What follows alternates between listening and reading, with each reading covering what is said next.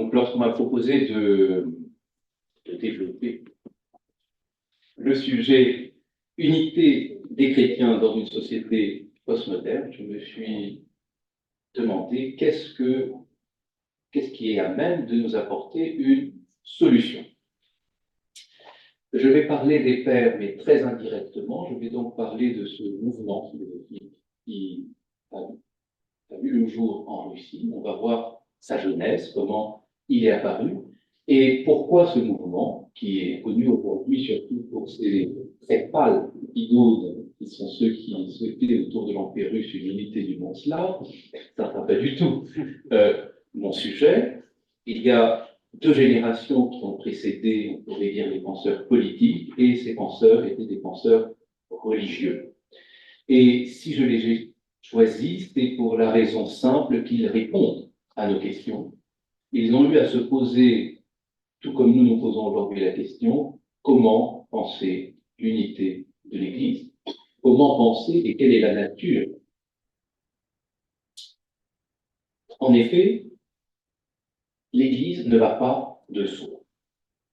Et donc, illustration simple, dans un texte connu de tous, le concile de Nicée-Constantinople, on dit « je crois », les articles, et vers la fin, en l'Église, une sainte catholique apostolique. Donc l'Église dont on parle, ce n'est pas le clocher. L'Église dont il s'agit n'est pas l'administration avec laquelle nous avons parfois à combattre. C'est quelque chose de beaucoup plus large, puisqu'en elle, il faut croire. Et quel est donc l'objet de cette croyance? Au XIXe siècle, il faut dire le premier siècle, marqué par l'indifférence, marqué par l'oubli de la foi, un jeune groupe de penseurs va réfléchir sur qu'est-ce qu'est véritablement l'unité des chrétiens entre eux. Et cette réponse a été la première réponse de l'Église orthodoxe face à la modernité. Avant les années 1800, elle vivait de son existence paisible, les questionnements étaient les siens propres, et avec cette ouverture, qui pour le monde orthodoxe est marquée par l'invasion napoléonienne, eh bien, il y a l'ouverture à l'Occident. Ouverture faite d'admiration et de crainte. Et un tout petit témoignage personnel, c'est très rare lorsque je m'adresse en public, c'est en lisant l'article de Kéréies, qui est de la nécessité de nouveaux principes en philosophie, à l'âge de 18 ans, que, on pourrait dire, j'ai une forme de conversion, un peu comme Saint Augustin en lisant les platoniciens, et bien en lisant Kéréies, je me suis consacré depuis tous les jours, un seul jour, je ne me consacre pas à une question philosophique. C'est un hommage que je rends à, on pourrait dire, mes aînés et ceux qui m'ont ouvert une certaine façon de penser. Vous allez voir que si on n'est pas au XXIe siècle, si les perspectives ne sont pas les nôtres, malgré tout, dans ce qu'ils nous disent, eh bien, il y a le cœur de la crise que nous vivons et il y a surtout l'inspiration qui peut nous montrer une voie de sortie. Si on regarde l'unité de l'Église aujourd'hui, pour employer une figure physique, l'unité est fragmentée, mais l'unité apparaît comme une unité d'un centre centrifuge. Nous avons l'enseignement de l'Évangile, nous avons ce qui fait le cœur du christianisme. Et autour de ce cœur, vous avez un mouvement de plus en plus rapide, une sorte d'accélération physique, qui fait que chacun des éléments s'éloigne pour, dans un faisceau qui va jaillir, créer sa propre voie. Ce christianisme centrifuge, il permet à la personne de s'exprimer librement, s'il permet à chacun de trouver une voie dans l'Église ou une voie dans le message de l'Évangile, aboutit souvent à une véritable fragmentation. Et l'unité dont on parle est une unité extrêmement abstraite. C'est l'unité d'un centre dont on provient et dont souvent on s'est éloigné. Et je parle ici pour tous. Il n'y a pas du tout de jugement de valeur quelconque. Le cœur, l'évangile, se répand en mille directions et chacun choisit sa propre voie. Neander, grand théologien de l'école de Heidelberg, vers 1840, exprime cette nouvelle perspective. Vous croyez encore à une religion objective, mais nous avons depuis longtemps dépassé ce point et nous savons qu'il n'y a de possible qu'une religion subjective. Fin de citation. Dans cette perspective, qui sera celle de l'école théologique de Heidelberg au XIXe siècle, eh bien, le cœur fait le théologien. Pour juste que soit cette intuition, elle risque pourtant une certaine dispersion. Il y aurait donc autant de christianisme, autant de voix qu'il y a d'âmes ou de cœurs chrétiens. Comment construire alors l'unité? Les clavophiles ont été les témoins de cette crise. Et dès le début de leur analyse, saisissent le point faible de ce subjectivisme.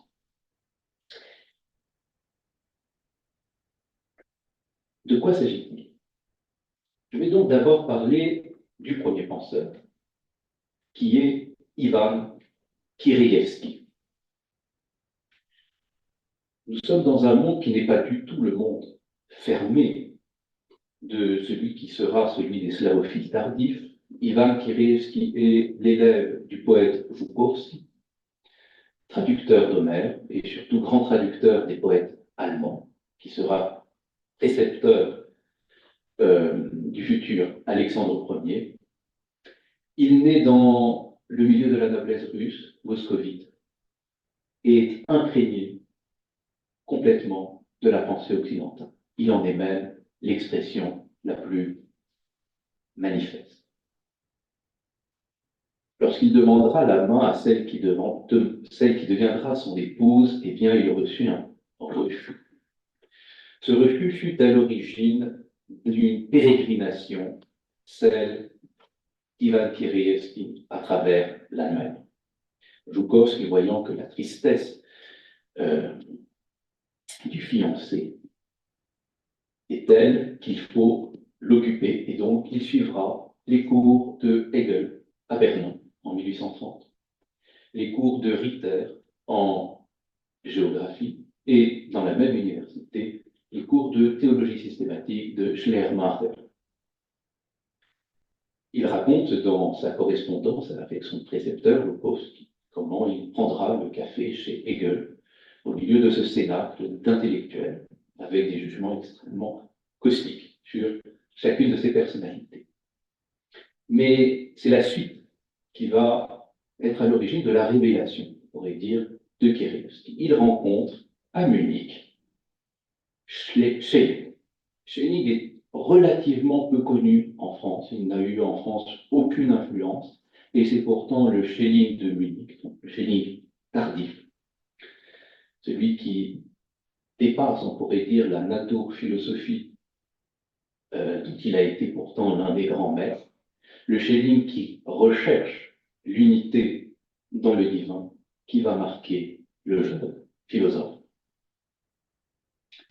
Le dernier Schelling est marqué par un retournement, la découverte du Dieu personnel, du centre d'où irradie toute unité. Le Dieu de Hegel, le Dieu de Fichte, est soit immanent, soit complètement impersonnel. Je vais citer Schelling dans une lettre. Le moi, non encore libéré de la vanité de l'existence, réclame Dieu lui-même. C'est lui qu'il veut avoir. Le Dieu qui agit, le Dieu providence, qui par son efficacité peut s'opposer au fait de la chute. En un mot, celui qui est le Seigneur de l'être. En lui seul, il voit le bien réellement suprême. La personne cherche la personne. Et il ajoute, c'est le moi qui, personnel lui-même, exige une personne qui, hors du monde et au-dessus de l'univers, l'entende. Un cœur à lui pareil. On pourrait dire que cette prédication a profondément bouleversé le jeune Kirillevski. De retour en Russie, sa fiancée a enfin accepté sa demande. Eh bien, sa jeune fiancée lui fait découvrir les pères de l'Église. Elle était issue d'une noblesse extrêmement pieuse, était en relation avec les grands maîtres.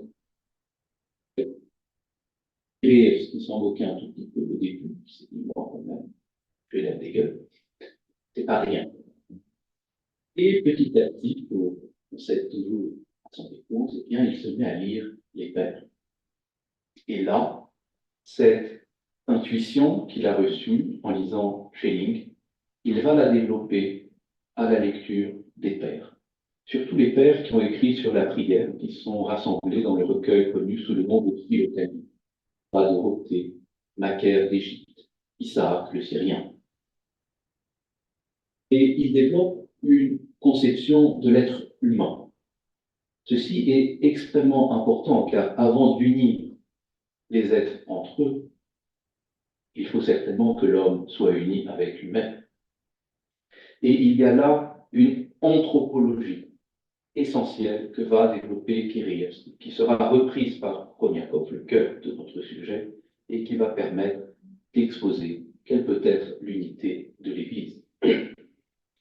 Cette anthropologie, cette vision de l'homme, cherche une image de l'homme restauré par le Christ, mais surtout une image de l'homme libéré de la dispersion. Kirillevski et à sa suite Khomyakov n'ont de cesse d'accuser la fragmentation de l'être humain dans nos sociétés. On est en 1830-40. Qu'aurait-il dit en voyant l'homme aujourd'hui qui est fragmenté en microscopiques groupes d'influenceurs dans une existence dépourvue de véritables centres spirituels, même parfois de centres d'intérêt. Je parle pour nous tous, une existence qui est faite d'empressement, de précipitation, et nous avons complètement perdu le sens même de nous-mêmes. Par leur culture, Kirillevski et Khomyakov sont universels, mais ils furent aussi profondément nationaux. C'est en se connaissant soi-même qu'on peut connaître l'autre. C'est le seul petit passage politique de ma conférence.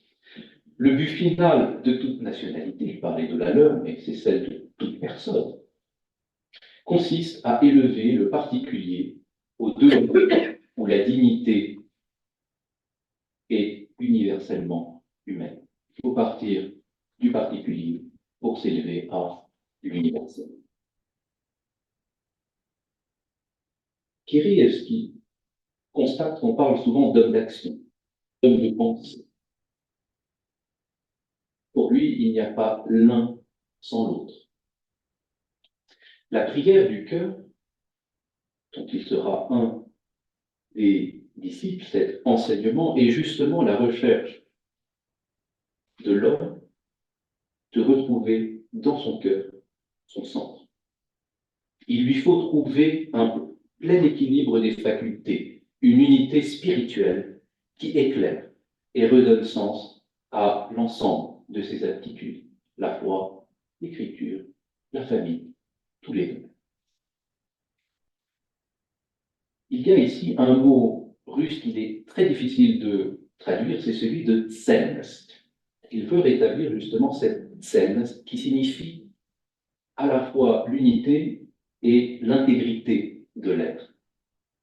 L'unité de nos facultés qui se développent non plus en désordre, mais dans une même direction. Tel est le but de la véritable philosophie, les jeunes slavophiles ne s'étaient-ils pas, organisés en une petite société qu'ils appelaient Lubomudri, ceux qui aiment la sagesse. Donc, la philosophie n'est pas simplement pour eux un jeu logique, ce n'est pas quelque chose de purement intellectuel. À l'image du logos fait chair, la philosophie qui se développe est incarnée. La philosophie a comme but de nous transfigurer et de nous changer au plus profond de nous-mêmes. Je cite, « L'essentiel est hors de portée de la pensée abstraite. Seul ce qui est essentiel peut saisir ce qui est essentiel. » On retrouve ici l'être qui cherche l'être. Par là, il entend l'être humain entier, âme, corps, esprit. Je continue. La conscience du lien vivant avec la personne divine à la personne humaine est le fondement de notre foi. On retrouve là l'inspiration de Schelling. Pour cette raison, le trait essentiel, c'est toujours Kyrill qui parle.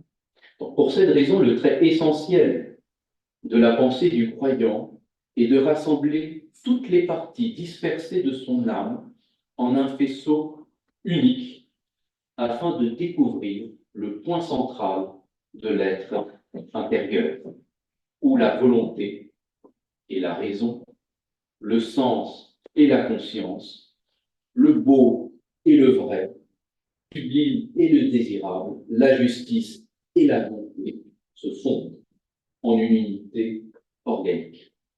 Par quoi est restaurée l'essence de notre personne dans son indivision originelle. Il faut donc, avant de penser à s'unir les uns les autres, retrouver cette union avec soi-même, de l'homme restauré par le Christ. Dans ce langage imprégné de romantisme, observez le style très allemand, très berlinois 1830, on retrouve une inspiration profonde, rétablir notre propre unité, dont les pères furent des modèles vivants et dont ils ont tracé la voie dans leurs écrits, notamment dans ceux rassemblés dans la Philokalie. Cette science des pères n'est pas une science théorique, elle est le fruit d'une expérience vécue. C'est le partage d'une existence transfigurée à une existence qui cherche à l'être. C'est ce qu'on pourrait appeler, selon l'expression d'un théologien grec, un empirisme transcendantal.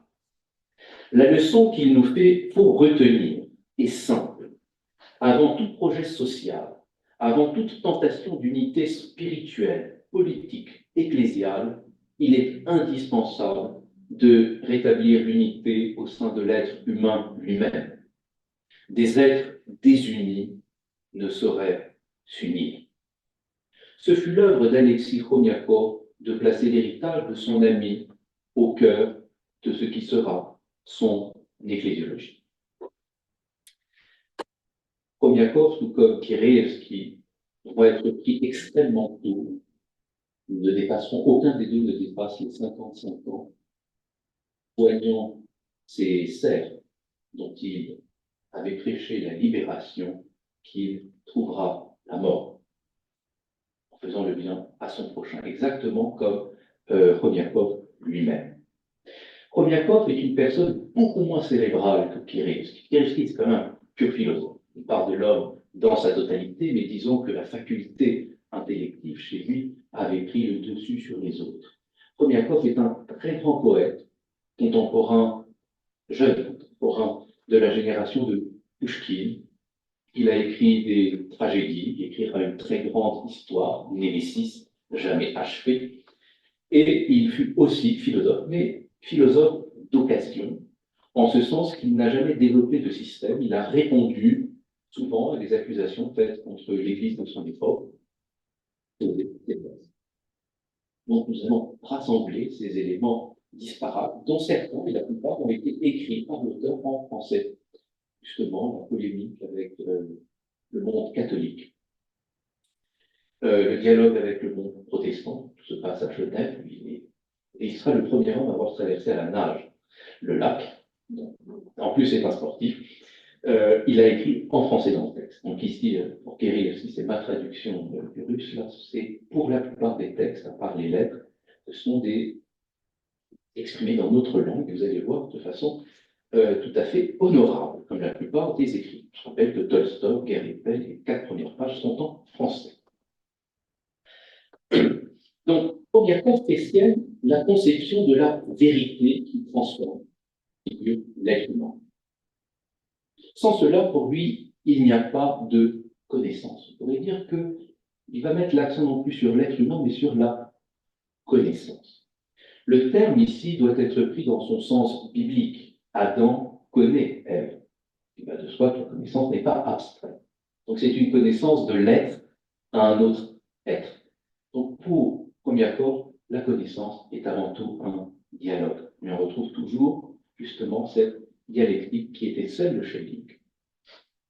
Il n'y a pas et il n'existe pas de connaissance isolée, seule, fermée sur soi. Il nous faut nous ouvrir à l'être que nous connaissons ensemble avec l'être. Et si on veut s'ouvrir à une connaissance abstraite, il faut aussi s'ouvrir à l'objet. Souvent, l'erreur est due au fait justement qu'on ne veut pas s'ouvrir complètement à l'objet. On se ferme sur nous-mêmes ou sur ce que nous voulons que l'autre soit.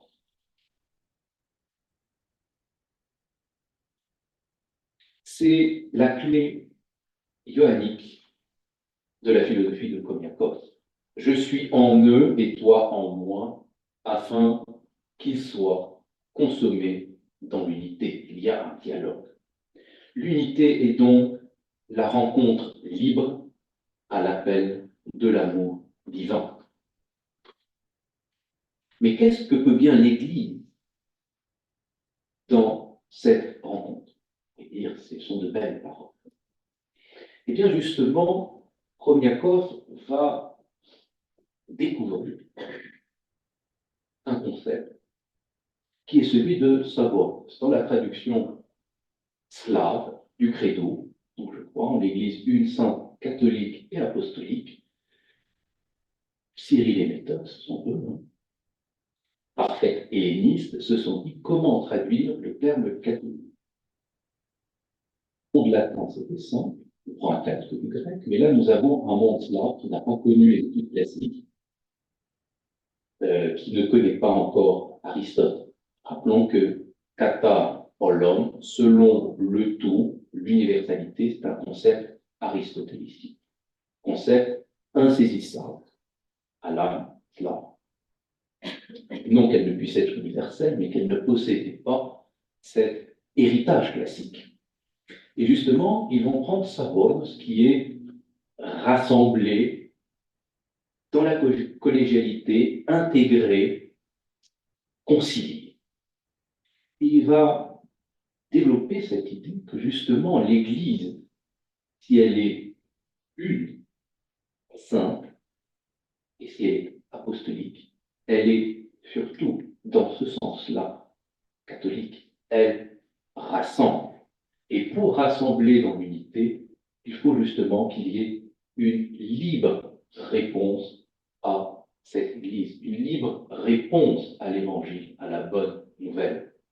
Autour de ce terme s'articule toute la pensée qu'il va développer dans de très brefs mais substantiels opuscules. Bulgakov est le témoin d'un tournant radical dans l'histoire de l'Église occidentale et surtout dans l'histoire de l'Église catholique. Il est contemporain d'une encyclique envoyée par le pape Pie IX à tous les patriarches orientaux, leur disant revenez hors de Rome, entre seuls. L'Église est réduite à un seul. La réponse des patriarches orientaux, il faut se souvenir que cette réponse se fait dans un contexte difficile. Vous avez d'un côté Rome, toutes les universités, de l'autre côté, il y a l'Orient chrétien qui est encore entièrement sous domination ottomane. Mais arrive la réponse de l'Orient. Voici comment Roniakov, son style très berlin 1830, a exprimé cette réponse. L'Église ne parle pas sans une grave nécessité. Mais dans notre temps, Rome, son pontife en tête, l'a attaqué par la parole et elle a répondu. Du sein de l'ignorance et de l'avilissement, du fond de la prison où l'islamisme retient les chrétiens de l'Orient, une voix s'est élevée et elle a dit au monde que la connaissance des vérités divines était donnée à l'amour mutuel des chrétiens et n'avait d'autre gardien que l'amour.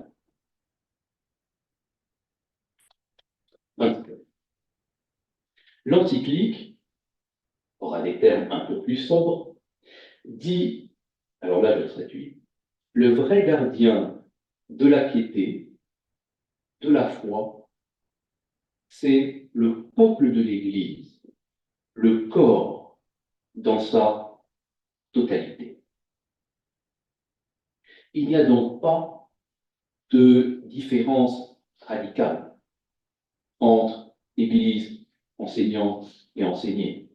Tous, qui que nous soyons, nous sommes porteurs, dans la mesure de nos forces, de cet évangile, de cette piété apostolique qui nous a été transmise. Le métropolite Philarète de Moscou, contemporain de l'écrivain, commente: tous ensemble et tous en succession sont constitués par Dieu en une Église, qui est le dépôt véritable de la tradition sacrée. Dans la mesure où nous répondons à l'Évangile, nous sommes appelés tous à en être les dépositaires. Ainsi, le peuple dont parle l'encyclique désigne pour Romiakov l'ensemble de la hiérarchie et des fidèles, constitués par ces éléments inséparables et complémentaires, ne formant qu'un seul corps.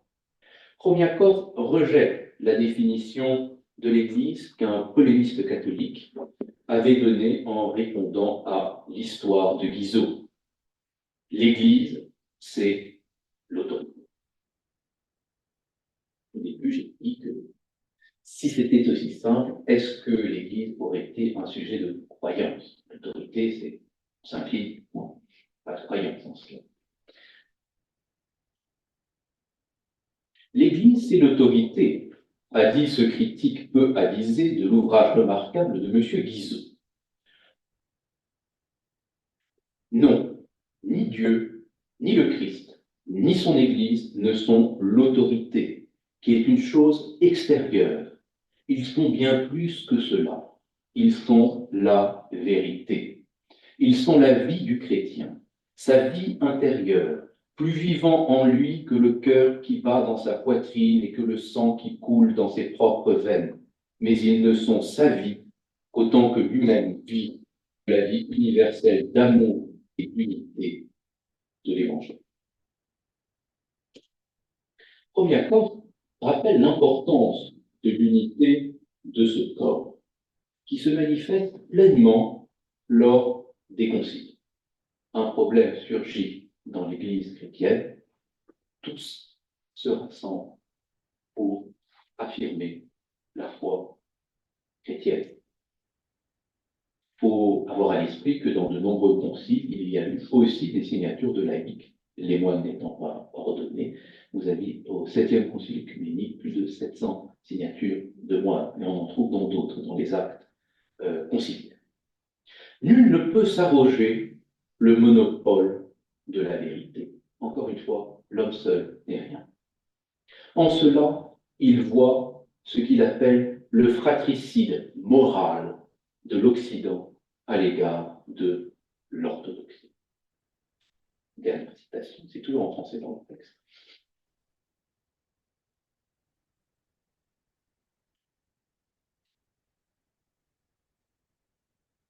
Rome avait décidé, sans l'accord de ses frères, une question de dogme. Il s'était ainsi arrogé le monopole de la grâce. Le monde romain avait implicitement déclaré et persiste dans cette déclaration que le monde oriental n'était plus qu'un monde d'ilotes dans la foi et la doctrine. Il avait commis un fratricide moral. Un concile, c'est-à-dire un témoignage, devenait dès lors inutile pour le condamné. L'unité se réalise dans l'accord de la confession.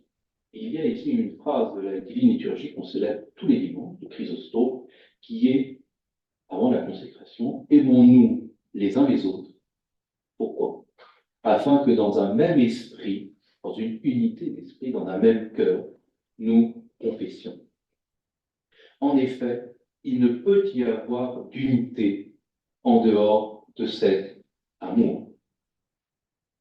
Dans les choses de la foi, dit Chomiakov, une unité forcée, c'est le mensonge.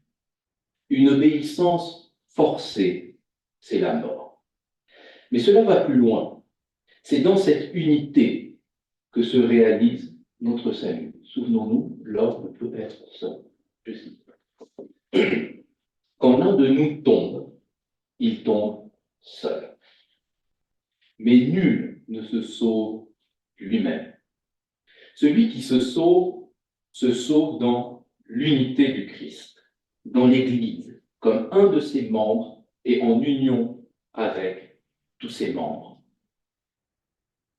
Quelqu'un croit, il croit en communion de foi avec les autres. Quelqu'un aime, il aime en communion d'amour. Quelqu'un prie, il est en communion de prière. Ta prière participe à la prière de l'Église entière. Si la main dit qu'elle n'a pas besoin du sang des autres membres, elle se dessèche. Ainsi, tu es toi aussi nécessaire à l'Église. Le sang de l'Église est la prière, sa respiration et la louange de Dieu. Fin de citation. Premier accord, dans ce langage romantique, exprime une théologie du dialogue, celui d'une pleine communauté, d'un lien réciproque et mutuel qui se réalise dans et par l'Église, dans sa signification étymologique, ecclésia, ceux qui sont appelés, ceux qui sont rassemblés et communient à une même foi. Il y a là un triple mouvement, celui de l'être qui retrouve son unité, première, celui de la personne qui découvre et connaît son frère, et celui de l'Église, des hommes entre eux qui s'unissent à Dieu. C'est un des descendants de Chomiakov, Dimitri, qui va comme sceller cette tradition dans un très court opuscule, l'Église une, ou de l'unité de l'Église, qui s'inspire de l'opuscule homonyme de Cyprien de Gaspard.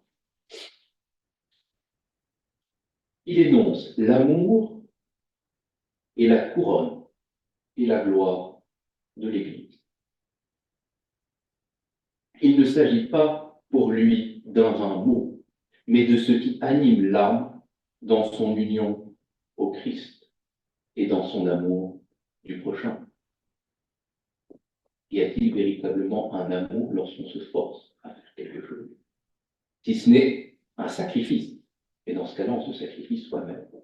On entrevoit ici l'intuition essentielle qui fut celle de Dante, qui conçoit l'amour comme une force active, qui meut l'univers. Souvenons-nous de ce vers qui clôt la Divine Comédie, l'amour qui meut le soleil et les autres astres. Il s'agit donc d'une force cosmique. Là réside aussi la cause de nos très tristes divisions.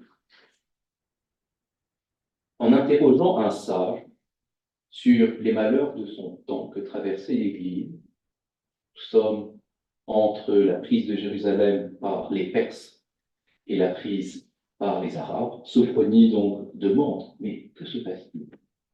Pourquoi tant de peine autour de nous? Et ce moine lui répond, croyez-moi mes enfants, rien d'autre n'a causé le schisme, division de Dieu, la division dans la Sainte Église, hormis le fait que nous n'aimons pas Dieu et que nous n'aimons pas notre prochain. À nouveau résonne l'inspiration ionique. Soyez un comme nous sommes. Premier accord poursuit celui qui a renié l'esprit d'amour, qui s'est dépouillé des dons de la grâce, ne peut plus posséder une connaissance intérieure, mais se limite à la connaissance extérieure. Il y a là cette intuition essentielle qu'on retrouve chez Kyrie aussi, que l'amour, la connaissance, que tout acte est l'acte de l'homme intégral, de l'homme entier. Pas une idée, ce n'est pas une impulsion, c'est tout cela. Souvenons-nous que la connaissance est avant tout la pleine communion à l'objet, une ouverture de l'être. Dans sa froide solitude, l'essence nous échappe. D'où la nécessité de restaurer l'unité de l'être pour mieux saisir l'autre. Connaissons-nous nous-mêmes et nous serons à même de comprendre les autres. L'homme fragmenté, nous dit Chromiakov, ne peut connaître de l'intérieur le mystère de Dieu. Mais l'unité peut dépasser les frontières que l'homme trace aux institutions. Et ici un très beau passage, je vais dire. L'unité extérieure est l'unité qui se manifeste dans la communion au sacrement, dans la communion à une même confession. Tandis que l'unité intérieure est l'unité d'esprit.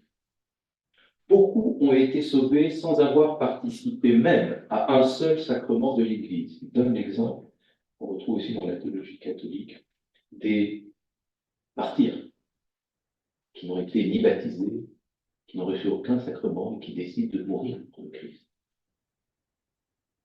Mais nul n'est sauvé sans avoir une participation à la sainteté intérieure de l'Église, à sa foi, à son espérance, à son amour. Il poursuit avec un accent qui rappelle Luther. Car ce ne sont pas les œuvres qui sauvent, mais la foi, et la foi véritable et vivante n'est pas double, mais unique. Cette unité découle nécessairement, nous dit Chromiakov, de l'unité même de Dieu. Elle n'est donc pas une unité imaginaire. Elle n'est pas une allégorie, un concept, mais une vérité essentielle, comme l'unité des membres multiples d'un même corps. Au fond de cette pensée est un profond réalisme, une conviction que l'essence même de l'être peut être connue, et par notre existence limitée, on peut deviner l'un par-delà l'être, ce Dieu inconnu qu'on entrevoit par énigme, mais en restaurant notre propre unité, on saisit dans l'amour l'inconnaissable. Sans la crise de la modernité, la théologie orthodoxe serait très certainement restée silencieuse. Les développements sur la nature, les natures du Christ sont apparus avec Arius. De même, l'ecclésiologie, on pourrait dire que le corpus patristique ecclésiologique est extrêmement petit, n'est apparu que lorsque il a fallu affirmer, mais qu'est-ce que faire Église? Qu'est-ce qu'être l'Église? Les pères, en effet, n'avaient nul besoin d'affirmer ou d'expliquer une réalité qui allait de soi. Il ne fallait pas démontrer, mais simplement montrer. Venez, goûtez, voyez. En effet, Comme le dit Pavel Slarianski, un des plus grands théologiens du XXe siècle, l'idée de l'Église n'existe pas. On parle de l'idée. Mais elle existe elle-même, et pour tout membre de l'Église, elle est la réalité la plus palpable et la plus connue. Je voudrais finir par deux figures. J'ai rappelé cette phrase de Komiakov que l'unité des chrétiens découle nécessairement de l'unité divine. Et justement, l'unité du Dieu chrétien est c'est une trinité.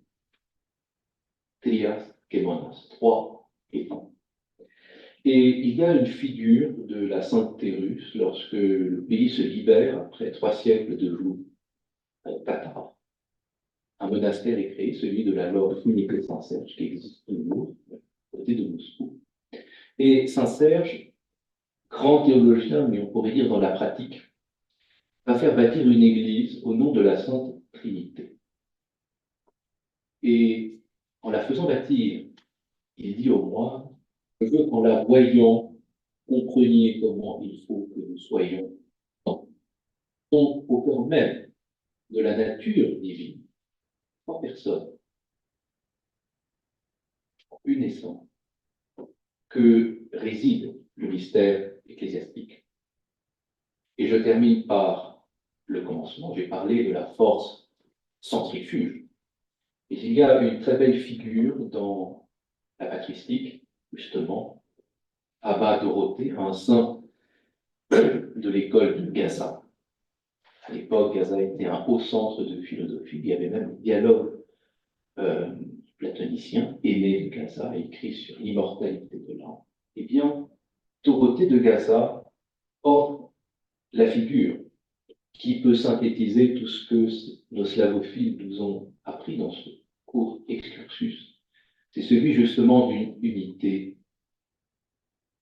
qui se fait non pas centrifuge, mais centripète. Il compare l'univers à une sphère. Nous sommes là dans la cosmologie antique. Le centre de l'univers est Dieu. De lui émane tout cet univers. Mais en tant que Dieu, il est distinct de cet univers, un peu comme le point mathématique. Le point mathématique n'est pas une découverte moderne, il existe dans la géométrie grecque. Faites traverser par ce centre des rayons. Plus on s'éloigne du centre, plus les rayons sont éloignés les uns des autres. Mais en réalisant le mouvement contraire, lorsque l'homme retrouve son unité, lorsque l'homme se dirige vers le centre divin, eh bien, les points du cercle vont se rapprocher. Il y a donc un double mouvement. L'unité se fait aussi par cette épistrophée, par cette conversion et la dispersion, eh bien, il y a la réunion. Et c'est dans la mesure où nous sommes dirigés vers un même centre que nous retrouverons entre nous cette unité, l'amour de Dieu et l'amour du prochain. Nous avons là justement cette inspiration ioannique qui est au cœur de l'ecclésiologie orthodoxe.